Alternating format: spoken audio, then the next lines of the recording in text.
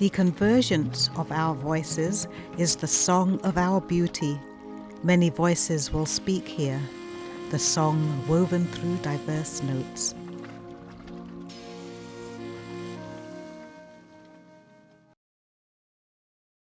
Everyone, and welcome to a new episode of Crone Chronicles. And I am speaking today to storyteller Laura Sims.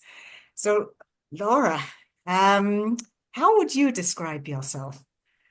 Oh, well, I think many years ago, Diane Volkstein had a party and it was just 20 years ago and a crone party, and I was invited and I thought, I don't belong here. But I would say now I am definitely in the crone stage of my life, which is kind of luscious. I have really committed my whole life to storytelling since I was in my early 20s, which, as my son says, was in the olden days. But I've never tired of it because there's been so much to explore and uncover and deepen.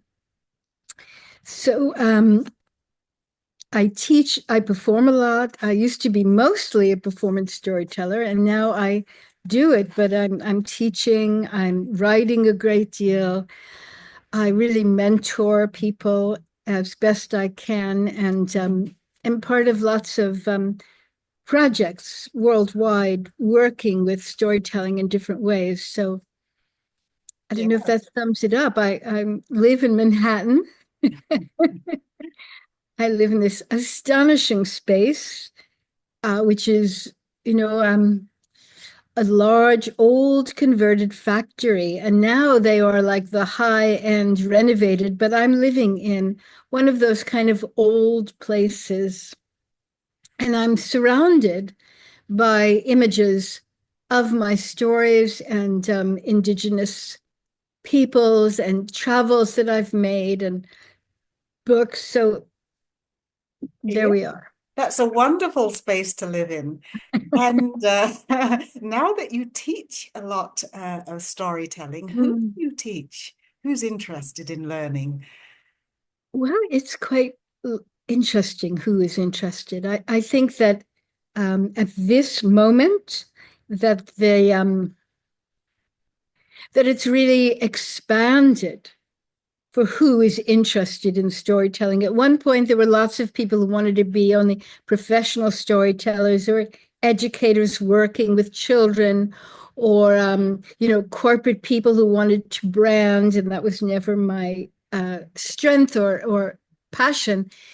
And but I think the whole sort of revival and restoration of storytelling as transmission of the sacred and as a means of, I mean, both, it's therapy and healing, but I think it's also in this world that we're living in a means toward reconnecting with interdependence and having a kind of view of living in a communal, shared world. So I think that storytelling is a very potent way of allowing that to be uncovered and restored amongst us, which I know is of great interest to you as well. It is. So do you hear the dog growling there? Can't hear the dog growling. Oh, that's good. So the dog got me all off topic there. Yeah, so one of your projects, your new project, is with youth in Canada and Cambodia. So, who are these youth and what are they doing? Well, for many, many years, I've worked with an organization in Canada. First, in the conferences that they organized in Bhutan and in Halifax, Nova Scotia, for the Happiness Project, Gross National Happiness Project. And the co director of that organization began to work with young people in different countries So I've worked with her side by side with an Indigenous elder from Canada with Indigenous youth who wanted to tell stories and collect stories from their elders. And this particular project, which I've only begun to participate in, and yesterday actually I was had the pleasure of sort of spying in on the other staff who was teaching documentary storytelling, and we had great conversation. But it's young people in Canada and in Cambodia who will come together next week in Cambodia, and their job is to invite and record stories from elders living along the Mekong River Delta. Now, that river has really changed because of colonialism and pollution. And the project is not to have them talk about what they have lost, but in a sense to tell. Now, here comes my cat to interrupt, moving things around. But to have the elders speak about what they remember in their lives and their elders' lives when life was really around the river. Everything from riding water buffalo to get clean water or to swim, to water that served to grow rice in the fields, places where women gathered to talk. And instead of it being, which we all know, what is wrong or what has gone wrong, to sort of inspire and bring out the lived experience for those who listen of what happens when we live in balance with our environment, rather than it being, another litany of what is wrong that Yes. in the mind of the listener then becomes, oh no, and rouses up this kind of fury and hopelessness. This is to actually invite people to listen, and in the listening become everything they hear with their imagination, to be that river, to be the water buffalo, to be the child who loved to feel the tall wet grass on his feet as he went toward the river, and just the life of sharing and living together. And the shrine, the sacred places and the sacred trees, which have now have changed a lot. But once people start to remember, even in this medium of recording or Zoom, you can actually almost smell the happiness of what happens in your mind when you return to that kind of sense of belonging. It's not like everything went well or that we overcame death or that nothing, there was no conflict. It was another way of knowing, another way of being. So we've just started, and next week they'll actually go in and try their best. Yesterday, what happened with Ethan Neville, who's an extraordinary documentary filmmaker with incredible compassion and seeing eyes. He talked a lot with them about how to begin the conversation. And so he said, did I want to say anything? And I said, well, and this is so relevant to what we're talking about. And maybe it is that you come to a certain age where you realize that you don't just go in somewhere, that there is a path, an entrance, a preparation inwardly before you tell a story, before you and I meet, before they go into a village house where they may or may not know the person, the language, what is really going on in their lives. How do you prepare yourself? Because whatever anybody is going to tell you once you ask a question that is a really good question, then the answer is unexpected. Yes. So I talked about preparing oneself, really before you go in, spend time with your feet on the ground. Really let go of your agenda, all your planning, which is necessary and good, let go of it. And remind yourself that you are both a stranger and a connected human being, and that you open up to listening with a kind of senses open listening so that you can hear what's actually being said to you. And that becomes the provocation for the next question rather than something on a piece of paper. Mhm. So that was yesterday, and it was really exciting. Yes. So this is being filmed? Well, actually, after the conversation yesterday, I wrote to Gwen Coleman, who's sort of conjure woman of this organization, saying that it would be really wonderful for Ethan and I to have a conversation together and actually to film it, not only for them, but I've been doing a little bit of workshop for the constellation that goes into villages in different countries, and that it might be really wonderful to record some of these things so that then they could be heard and contemplated by people who are going into work, particularly in these very fraught and challenging times. Mhm, mhm. So there are constellations that are going to be in different places or are in different places. Well, the Constellation is a wonderful organization that goes into villages. And many of them had sort of high powered jobs in the United Nations or in development, but all began to work on how do you generate dialogue in a community where people, based on their strengths and their resilience and particular resources, dream the project or one project that they can do. It's a process that's remarkable.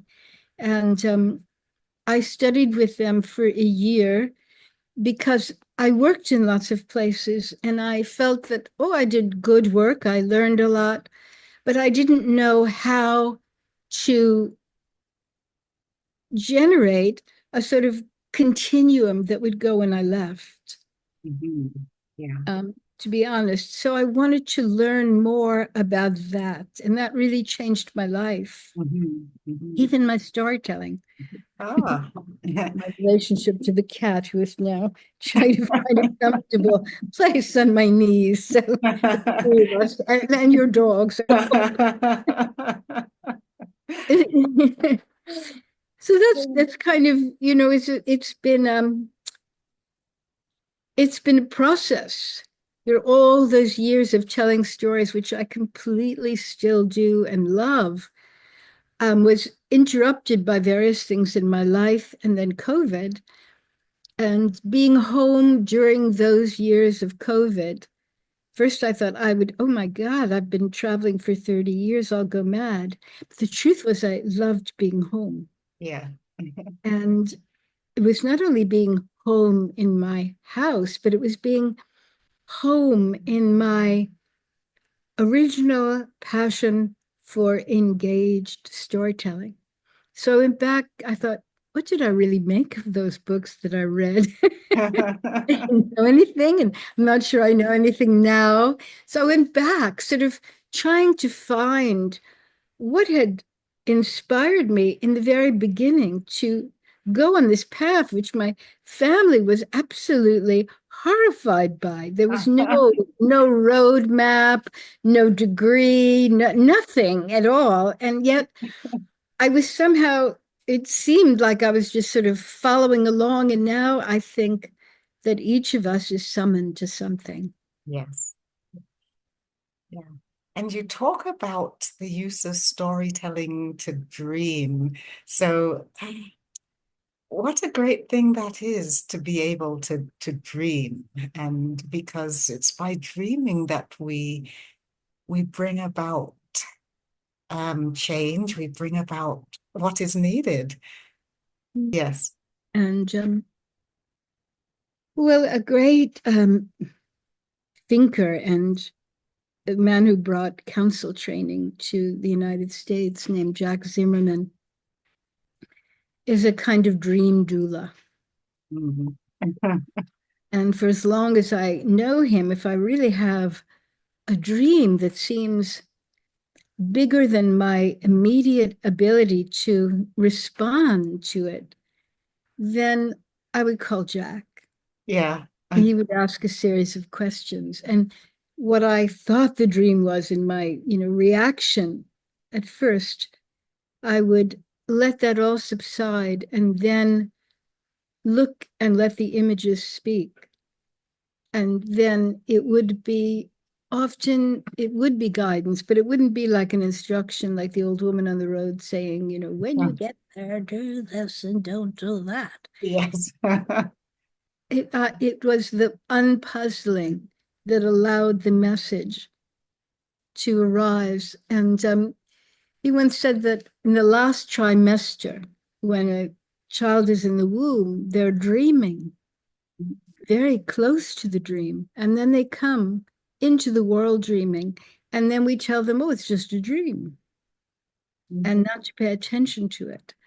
But a lot of what I discovered telling stories to children in the early years, that's how I made my bread and butter, 2, 3 sessions a day in schools for different organizations. And was that I was letting children dream wide awake, seated in their classroom, Mhm. not the night dream, but to access the place where dreams come from. And Mhm. they could enter and they could leave. And when I saw their faces at the end, I didn't know if I really understood the importance of what I was doing, but I understood that it was necessary to keep doing it. Yes. Yeah.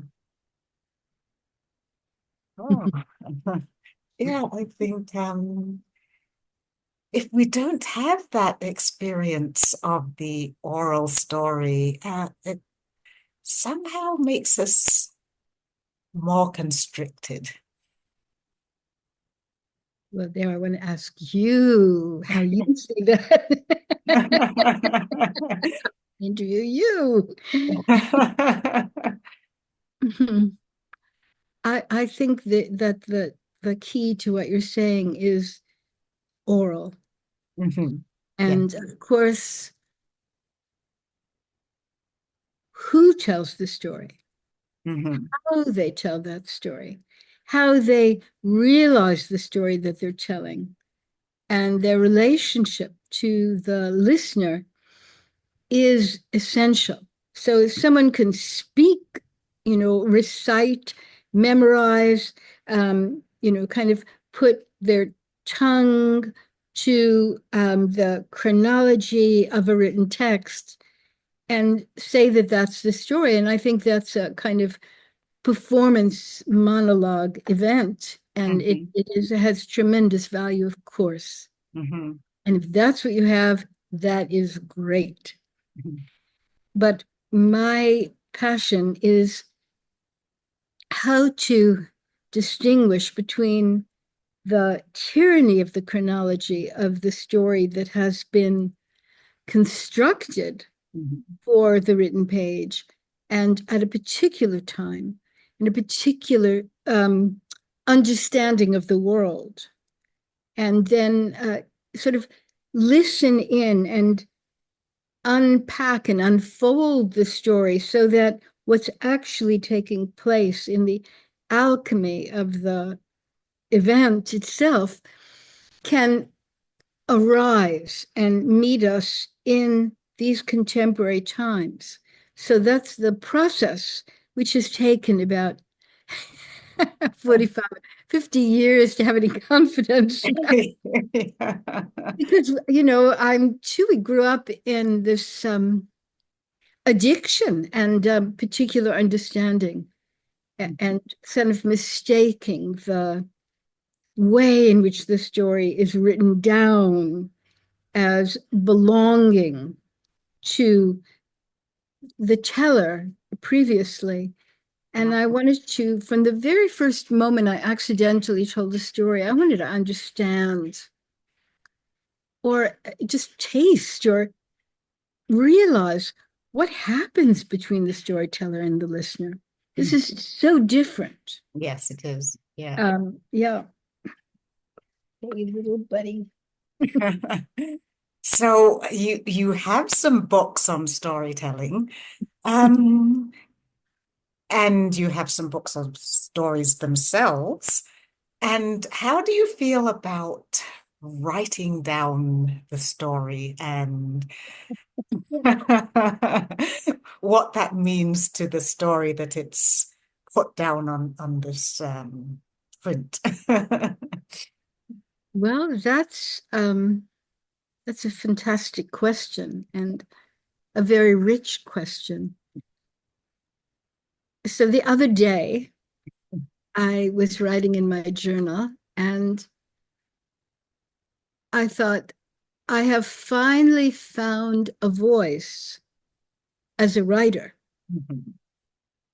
that can, it's not the same as the voice of the storyteller because the moment by moment energy of the event is absent.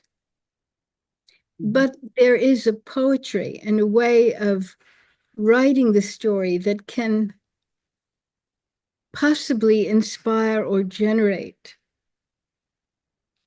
more curiosity. And we live in a world. I mean, I'm not a fan of AI at all. Neither And am I. probably, an oral person seeing this writing happening was appalled. But I'm not writing stories to be repeated. Mm. I am exploring them. I'm working on a new book, actually, which happened quite accidentally. And it's a series of not retellings, but forensic adventures.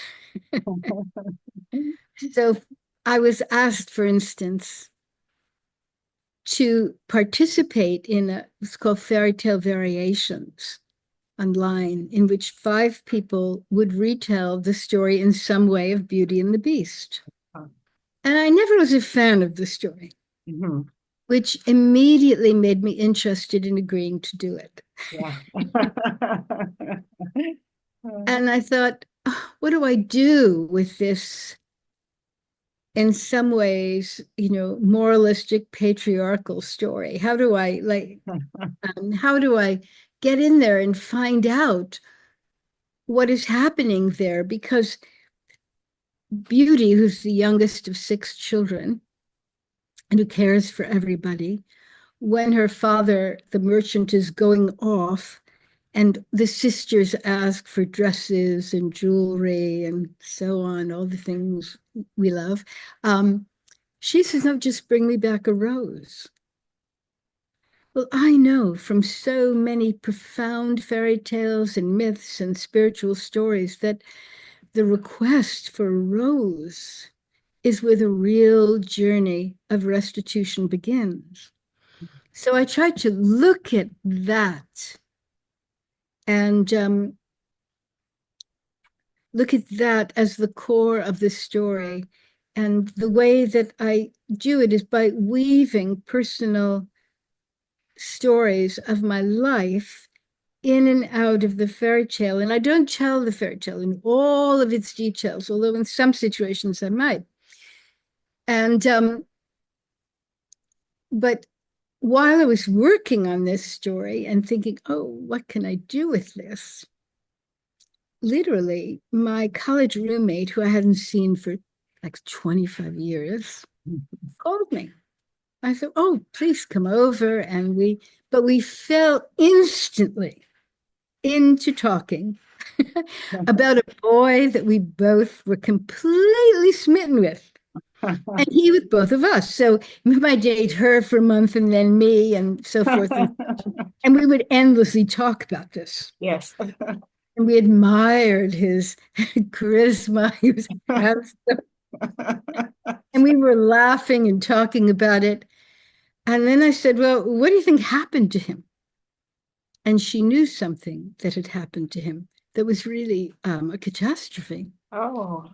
He went to the Peace Corps, and he was in a village trying to leave because of a civil war Mhm. when rebel forces broke into his hut, burned it down, beat him, and disfigured his face. Oh. And he had to creep in the night to a neighbor who took him in a cart to a city.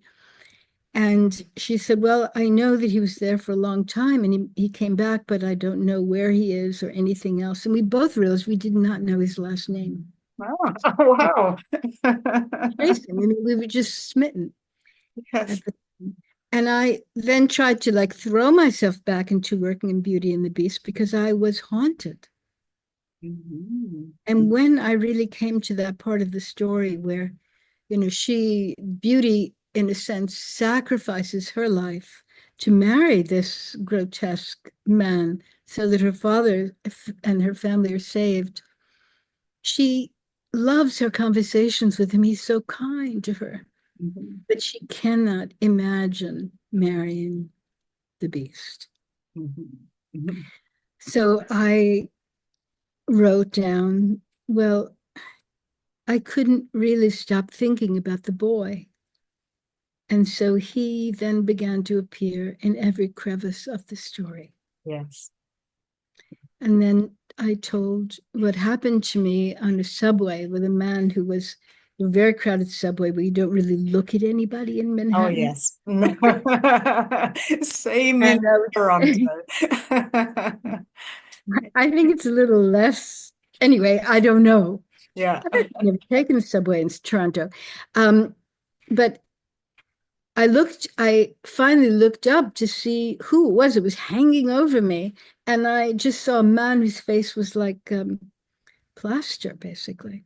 And there were holes for eyes. And I just turned away in horror and then thought about this boy and forced myself to look at him. Mhm. And when our eyes met, there was so much tenderness, so much sorrow, so much depth in his eyes. I couldn't take myself away from him. Mhm. So it's that story that then is inside of Beauty and the Beast. Yes. So it's how I write it in some ways because sometimes people think that these fairy tales and myths, they are like from a long time ago. They have nothing to do with our lives now, or they're just psychological and we can project things onto them, which we can, and they're very helpful. But I feel like they are stories that are true. But you have to find the truth Mhm. because they are covered over Mhm. like a patina of a desire to create a more literal and less image driven, less symbolic story Mhm. and more sort of metaphoric so that we don't ever risk leaving our mental desire to understand everything, where the story can push us right to a direct experience of not knowing as well as knowing, which is where, as you asked before about storytelling and where the imagination, the place of dreams, is then restored in one's life. So in your Mhm. everyday, on the subway life, you're also living a myth and also living in an inter being world, Joanna Macy's term, as well as this dream that we're so attached to. There's so much in those words there to think about and maybe come to some kind of understanding of. And is there anything else that you would like to add that we haven't spoken about? Oh my God, there's so much, Joanna. But there was a little story that came to mind when you're talking about your dog. And it's a very, very, very, very, very old story that was written down by a translator of Bushman uh, to an ethnographer, and it was in a book that I once found in a secondhand bookstore. It's a paperback book, and it's practically falling apart now. So it's like all taped and protected because they're like koans, these stories. And so a man was a really great hunter, and he wanted to feed his whole village. So he spent the whole day and he gathered food. But he was out in the bush. It was night. He thought he would sleep and in the morning bring the food to his people. And he kept the food beside him and he slept. And in the middle of the night, a dog smelled the food. And the dog ate everything. And when the hunter woke up, it was gone. So, working with youth and talking about stories, if I said, what do you think happened then? And then we see like what, he was angry, went to hunt the dog, blah, blah, blah, blah, blah, blah. The story says that he stood up and he said, there is someone as hungry as I am, Huh. and I will go and find more food. Yeah. What a great story. What do you make out of that? Oh, I think it speaks to a certain compassion and oneness with everything, including the dog. Oh, you have a podcast that you're doing. And what is that? You're doing it with a violinist. Oh, we are planning to do this. Oh, you're planning Um, to do it. we are working on it. We have just pieces of it now. But Shem Gabori, who was the violinist for the Metropolitan Opera for something like 25 years, is working in this kind of world music um, group now and loved storytelling. I knew him like 40 years ago. So um, we began to improvise and explore how we could tell some of these kind of really intricate, epic fairy tales that are so relevant to our world today, Yes. and what kind of music might hold somebody's attention. And then my idea is to do that and to maybe invite one or two people, then to have a conversation, or because it's a podcast, there won't be like a live audience for it. And so we were just thinking of doing that particular kind of because I used to started out with you asking about crone, about being old, and I'm 78. So I have no idea like how long I'm going to live. And maybe that's partially why I want to write down things, Yeah. because, oh, I know something better than anybody else, but to just share the things that I've begun to learn, and as a storyteller and Yes. as a writer, and also so that this um, love of fairy tales and myths interwoven with true life stories that I feel really nourish us at present, I can offer them and maybe inspire others. Yeah, I think we each of us has a little piece that we can put into the whole to enrich it. And I think the older we get, the more that we can do this. Just tell me about your passion for storytelling. And Um, it's interesting that I started out as a playwright and a writer, and And as I went into schools, I realized that, just standing and reading from the book isn't doesn't do it. You have to have some other connection with the kids and even with adult audiences. And I just happened to get a job with Storytelling Toronto, which I loved. Ah, Then I really started to immerse myself in storytelling. And of course, Dan Yazinski and Celia Lottridge and those wonderful storytellers. And I just learned from them. And so I got into telling.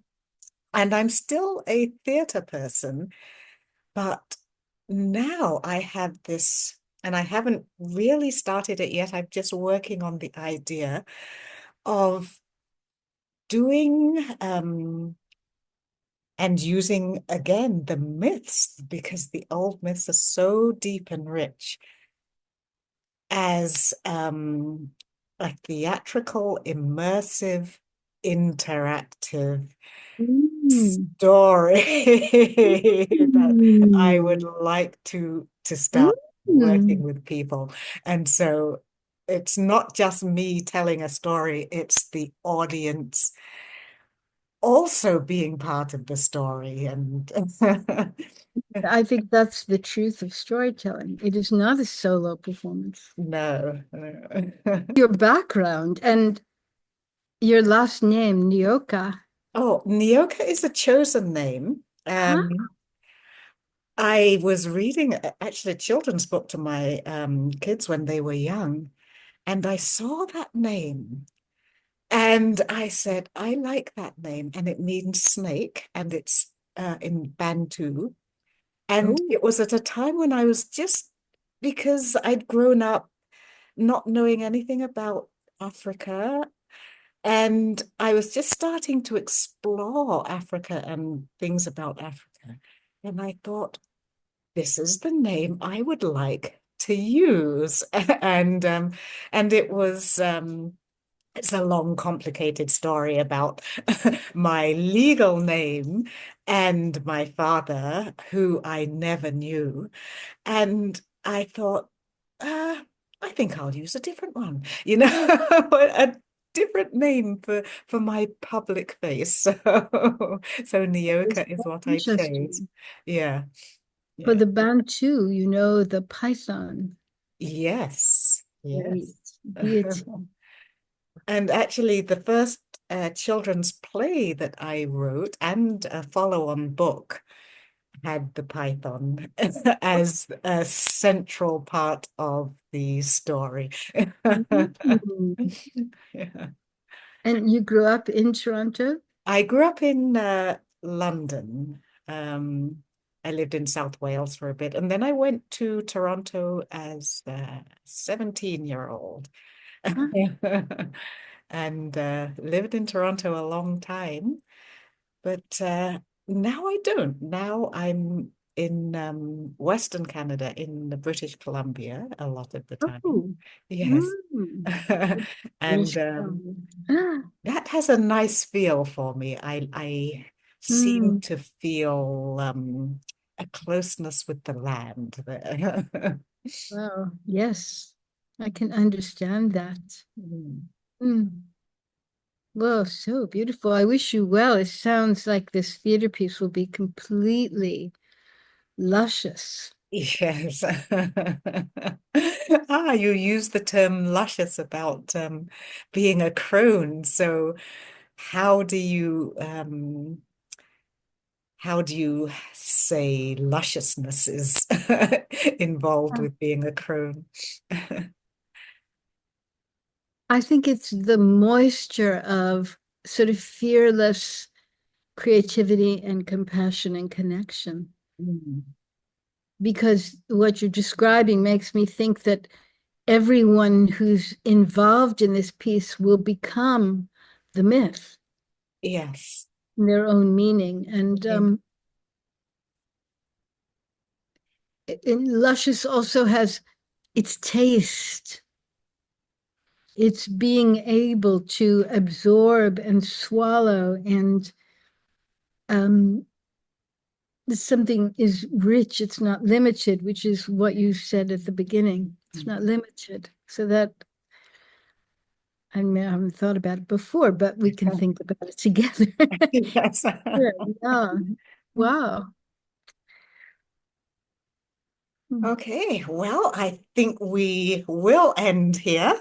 So thank you so, so much.